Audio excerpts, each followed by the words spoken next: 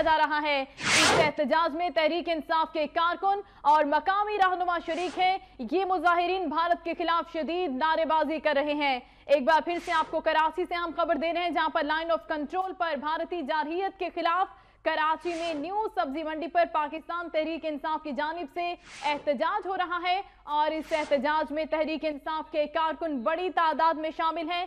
साथ ही साथ कराची के मकामी रहनुमा हैं पाकिस्तान तहरीक इंसाफ के, जो इन मुजाहिरीन के साथ शामिल हैं। ये मुजाहिरीन भारत के खिलाफ शदीद नारेबाजी कर रहे हैं। ताज़ा तरीन क्या सूरत हाल है, जानेंगे मंजर रिजवी से। जी मंजर, बताइएगा।